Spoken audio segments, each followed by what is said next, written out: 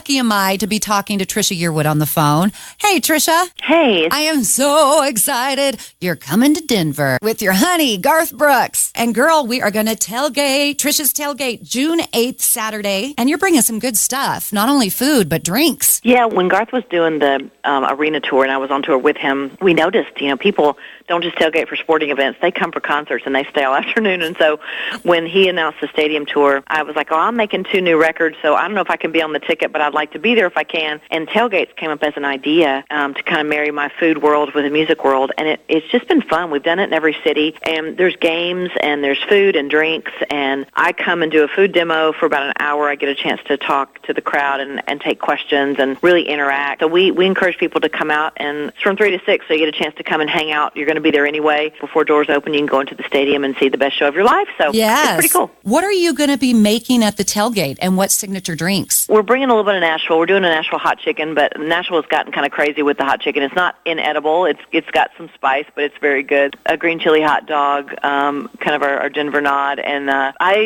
pimento cheese is a southern thing, which I love it on everything, and we're doing pimento nachos. We're doing corn on a stick. We do a dessert. It's like a blueberry bar. It's easy to come in and just grab and eat on the go. Everything that we do is very appetizer-ish, but it's hearty. So if you come to the tailgate and you're hungry, you will not leave hungry. And then there's a bar. There's water and soft drinks and mixed drinks, and we have a signature drink called Summer in a Cup that I've done with Williams Sonoma. That's kind of it's what you can imagine. It's kind of fruity and summery, and it's good with or without alcohol. And then there's games. We have a giant Jenga game, a couple of those, and we have some cornhole and plenty of places to sit and hang out. It's a really fun time. It's going to be at the Noble Energy Sports Legends, which I'll give all the address and all that good stuff on social media. Congratulations on everything. Let's first talk about Trisha's Southern Kitchen. 14th season. You're rocking it. I know, I never dreamed that when we did the first season, we did 6 episodes, and it was like to see if the network liked it and see if people liked it. And they were like, if the network likes it, they'll pick it up, and you'll do more shows. And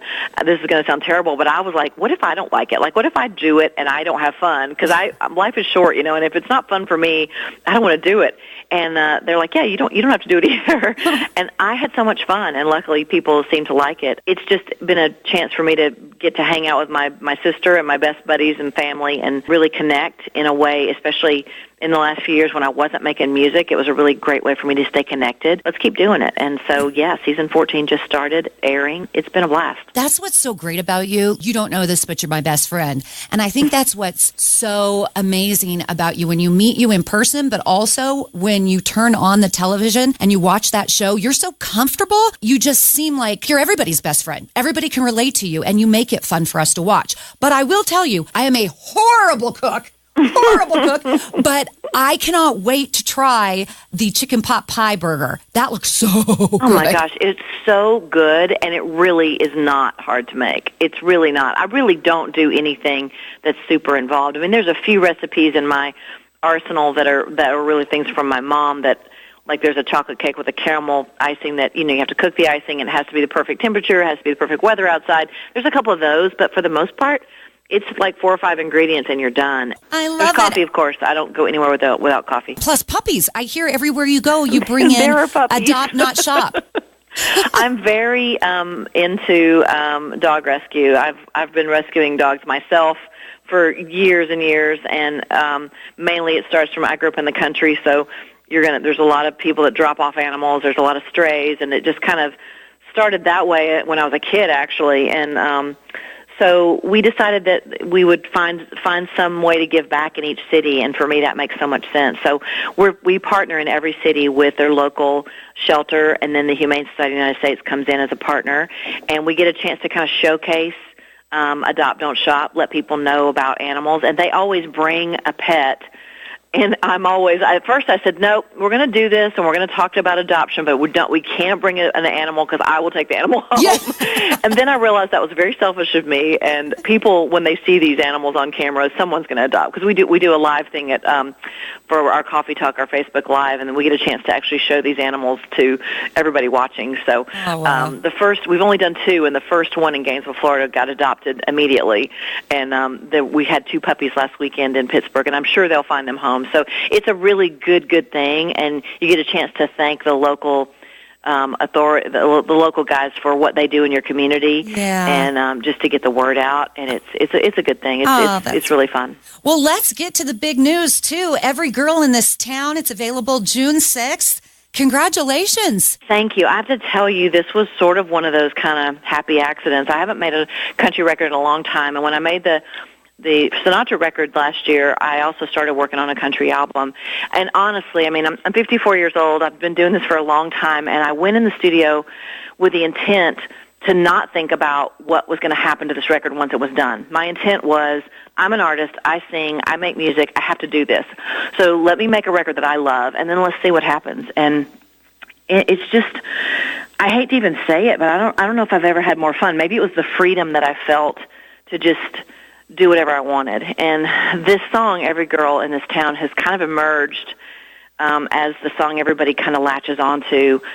There's several things on the record, a lot of different kinds of songs on the record, but this one seems like everybody said that we have to release this as a single, and I hadn't really not even been thinking about that, honestly, but I'm starting to get excited, and it is a really good song about. It's kind of it's not like an angry female anthem. It's more of we're all girls and we're all trying hard, and it's really about accepting yourself the way you are. And sometimes sometimes we feel like we're just on top of the world, and sometimes we don't. Sometimes we fail, and it's a song that basically gives you permission to just be whoever you are. I love that you do that. I'm excited for people to hear it. You're a mom of 3 girls, and I absolutely love that you're doing this because you're a positive role model, and there's so much, especially with filters and Instagram and this and that. There's so much pressure on young girls these days. And so I love that you're working in the social media part of it too. Hashtag Every Girl, and post a picture of what you feel the best as, what explains your life. Is that true? Yeah, for sure. And I tell you this is funny. We're working on, I haven't done a video in I don't know how long. We're working on a video, but we're also doing a lyric video. And yesterday I sat in my attic with a box full of pictures from my whole life, family pictures, to find some pictures of myself at various ages to put in this lyric video.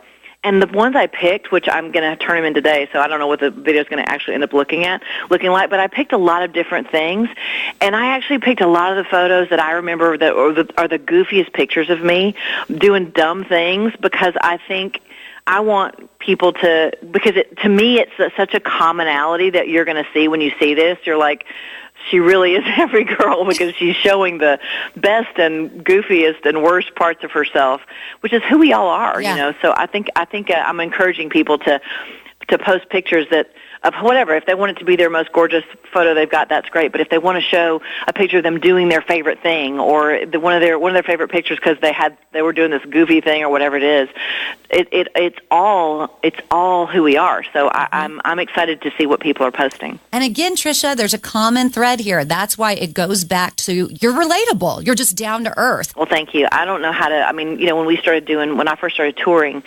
I'm not.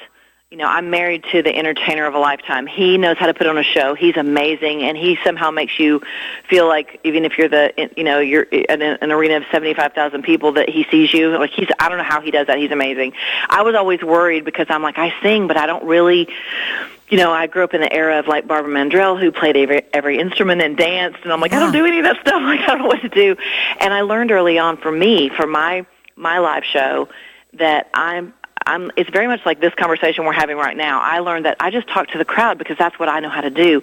And when people would leave a show and say, long before we had a cooking show, and they'd leave a concert and say, man, I feel like we could just be friends, That was the ultimate compliment to me, because instead of walking on stage and creating a different persona than who I am, I just went with being me, and it worked, And so it was very similar when we transferred into doing this cooking show.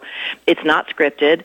It's not. I'm not a chef. I'm a home cook like my mom. We don't pretend to be somebody that we're not, and we show the mistakes, because everybody who cooks makes mistakes in the kitchen.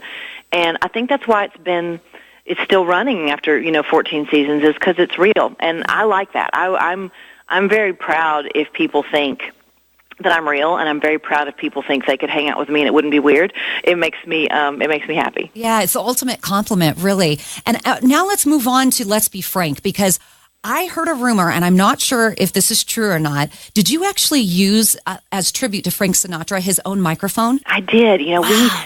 it was crazy. We recorded at Capitol in L.A., where he recorded a lot of his records, and that place is basically a working museum. I'm not sure of any other studio, maybe Abbey Road, where you can actually go in and record, stand in a spot where Frank stood, where Dean Martin stood, where Judy Garland stood, and it's a working studio, so they bring out the microphone, and they're like, yeah, this is the one Frank always used, and I'm like, why are you letting me use this? Like, it's like, this should be in a museum behind glass, but I also love that they allow you to do that. There are a lot of ghosts in that place, and in a good way, and we recorded as Frank did with a 55-piece orchestra. I actually had a few people in the band, and also the engineer, Al Schmidt, who, I don't know, he's won like 23 Grammys or something, wow, who worked with Sinatra. So you feel the pressure of, okay, these guys are, here comes the broad, and she's coming in to sing these songs that they've heard this guy do.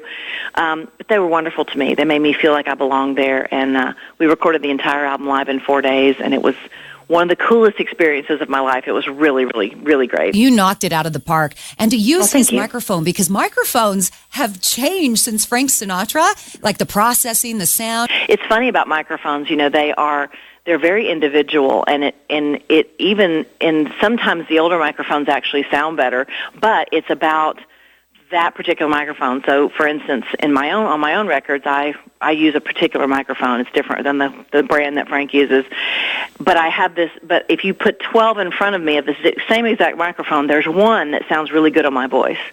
And I will always, for years, I would rent that microphone to sing on. And I finally last year went to them and said, look, you guys need to sell me this microphone. It needs to be mine because this is what I sing on all the time. Finally talked to them into selling it to me.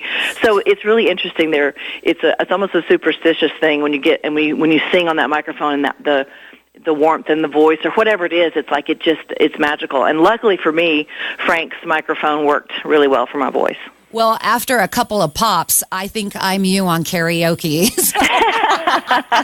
All right, so it's Trisha's Tailgates. It's Saturday, June 8th. Tickets are on sale right now. I'm putting all of this on our Facebook page. You have to go. It's going to be the best time ever. If you're going to tailgate before Garth Brooks' concert, you got to do it with Trisha Yearwood. And yes, you get to meet her too and find out all the secrets of all of her great recipes. Congratulations. Thank you so much, Denise. I enjoyed talking with you.